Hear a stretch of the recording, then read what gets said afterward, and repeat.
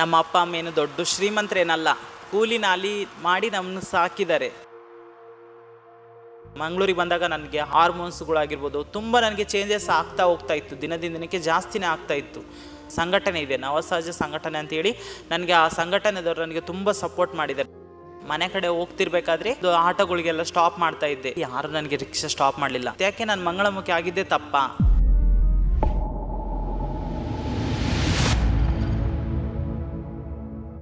ಅವಮಾನವನ್ನು ಅವಕಾಶವನ್ನಾಗಿ ಪರಿವರ್ತಿಸಿ ಯಾರೊಬ್ಬರೂ ನಿರೀಕ್ಷಿಸದ ರೀತಿಯಲ್ಲಿ ತನ್ನ ಸಂಕಷ್ಟವನ್ನು ಶಕ್ತಿಯನ್ನಾಗಿ ಪರಿವರ್ತಿಸಿದ ಮತ್ತು ಇತರರಿಗೆ ಸ್ಫೂರ್ತಿಯಾದ ಮಂಗಳಮುಖಿ ಅನಿ ಮಂಗಳೂರು ಅವರ ಕಥೆಯಿದು.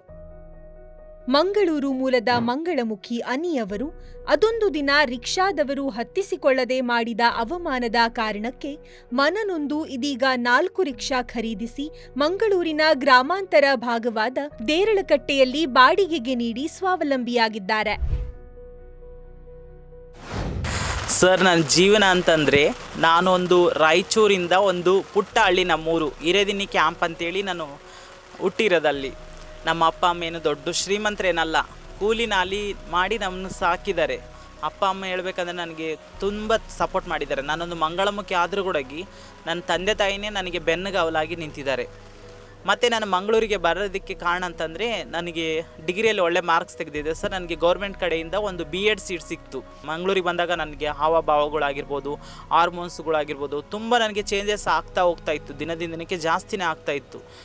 ಮತ್ತು ನನ್ನ ಮನೆಯಲ್ಲೆಲ್ಲ ಹೇಳ್ಕೊಳ್ತಿದ್ದೆ, ಈ ಥರ ಸಮಸ್ಯೆ ಆಗ್ತಿದೆ, ಆದರೆ ನೀನು ಯಾವತ್ತೂ ಕಷ್ಟದಲ್ಲಿ ನುಂಗಬೇಡ, ನೀನು ಏನಾದರೂ ಒಂದು ಸಾಧನೆ ಮಾಡಬೇಕು, ಓದೋದ ಕಡೆ ಗಮನ ಕೊಡು, ಹಾಗೆ ಹೀಗೆ ಅಂತ ಹೇಳ್ತಾಯಿದ್ರು. ಆದರೂ ನಾನು ನಮ್ಮ ಮಂಗಳೂರಲ್ಲಿ ನಮ್ಮ ಮಂಗಳಮುಖಿ ಸಮುದಾಯದವ್ರು ನಾನು ಕಾಂಟ್ಯಾಕ್ಟ್ ಮಾಡಿದೆ. ನಮ್ಮ ಸಂಘಟನೆ ಇದೆ, ನವಸಹಜ ಸಂಘಟನೆ ಅಂತೇಳಿ, ನನಗೆ ಆ ಸಂಘಟನೆದವರು ನನಗೆ ತುಂಬ ಸಪೋರ್ಟ್ ಮಾಡಿದ್ದಾರೆ. ನಮ್ಮ ಮಂಗಳಮುಖಿ ಸಮುದಾಯನೇ ಅದು ಸಂಘಟನೆ ಮಾಡಿದ್ದಾರೆ. ಅದರಿಂದ ನಾನು ತುಂಬ ಹೆಲ್ಪ್ ಎಲ್ಲ ತೊಗೊಂಡಿದ್ದೀನಿ, ಮಾತಾಡ್ತಿದ್ದೀನಿ ಅವ್ರ ಜೊತೆ, ಮತ್ತು ಕೌನ್ಸ್ಲಿಂಗ್ ಎಲ್ಲ ತೊಗೊಂಡಿದ್ದೀನಿ. ಹಾಗಾಗಿ ನಾನು ಮತ್ತೆ ಸರ್ಜರಿ ಮುಖಾಂತರ ನಾನು ಪೂರ್ತಿ ಸಂಪೂರ್ಣ ಹೆಣ್ಣಾಗಿ ಹೋದೆ. ನಾನು ಮಂಗಳಮುಖಿ ಆಗಿದ್ದು ನಾನೊಂದು ಹೆಮ್ಮೆ ಅಂತ ನಾನು ಹೇಳ್ಕೊಂಡು ತಿರುಗಾಡ್ತೇನೆ. ನಾನು ಯಾವತ್ತೂ ಅದರಿಂದ ಕೀಳು ಭಾವನೆ ಅಂತ ಇಲ್ಲ. ಈಗ ನೋಡ್ತಿದ್ರೆ ಸರ್, ನೀವು ನಮ್ಮ ಮಂಗಳಮುಖಿ ಸಮುದಾಯದವರು ಇವತ್ತಿನ ನಿನ್ನೆದಿಂದ ಬಂದಿಲ್ಲ. ರಾಮಾಯಣದಲ್ಲಿ ನೋಡಿರ್ತೀರ, ಮಹಾಭಾರತದಲ್ಲಿ ನೋಡಿರ್ತೀರ, ರಾಜ ಮಹಾರಾಜರ ಕಾಲದಲ್ಲಿ ಕೂಡ ನೋಡಿರ್ತೀರ ನಮ್ಮ ಸಮುದಾಯದವ್ರನ್ನು.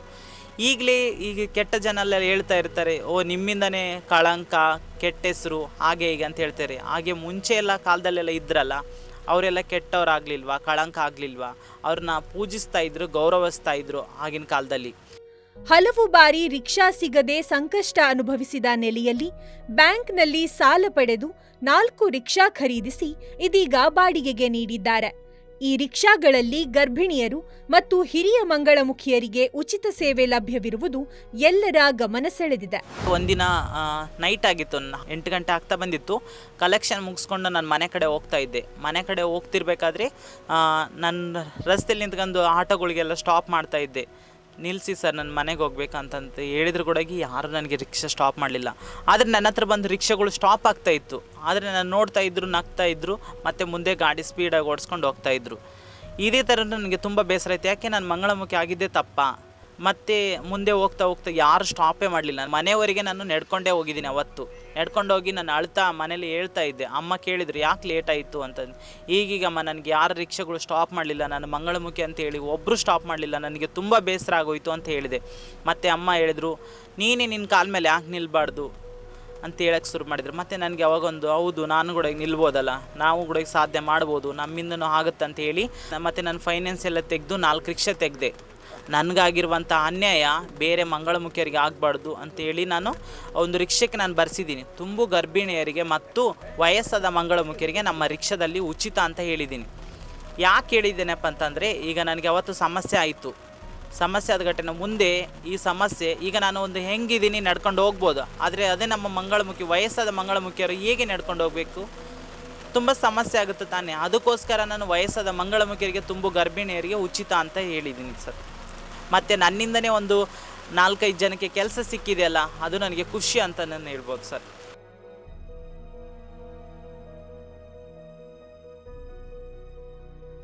ಮಂಗಳಮುಖಿಗೋಸ್ಕರನೇ ನವಸಹಜ ಸಂಘಟನೆ ಅಂತ ಇದೆ. ಅದರಲ್ಲಿ ನಾನು ಬೋರ್ಡ್ ಮೆಂಬರ್ ಆಗಿ ವರ್ಕ್ ಮಾಡ್ತಾ ಇದ್ದೀನಿ.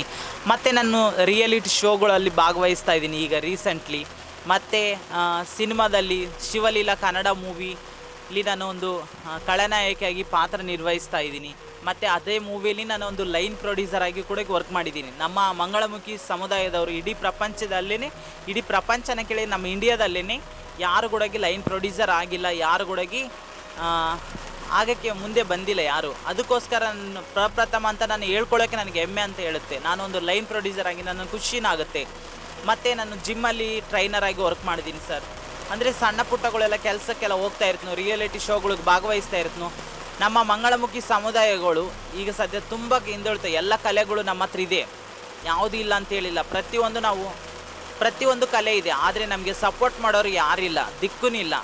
ಮತ್ತು ನಾನು ಮುಂದೊಂದು ದಿನ ಒಂದು ಅನಾಥಾಶ್ರಮ ನಡೆಸ್ಬೇಕಂತ ನನಗೆ ತುಂಬ ಆಸೆ ಇದೆ. ಆದರೆ ನೀವೆಲ್ಲ ಸಪೋರ್ಟ್ ಬೇಕು ನನಗೆ, ಸರ್ಕಾರದವರಾಗಿರ್ಬೋದು, ಜನರ ಸಪೋರ್ಟ್ ಇದ್ದರೆ ನಾನೊಂದು ಮಂಗಳಮುಖಿ ಆದರೂ ಕೂಡ ನಾನು ಸಾರ್ಥಕ ಅಂತ ನಾನು ಹೇಳಿ ಇಷ್ಟಪಡ್ತೇನೆ.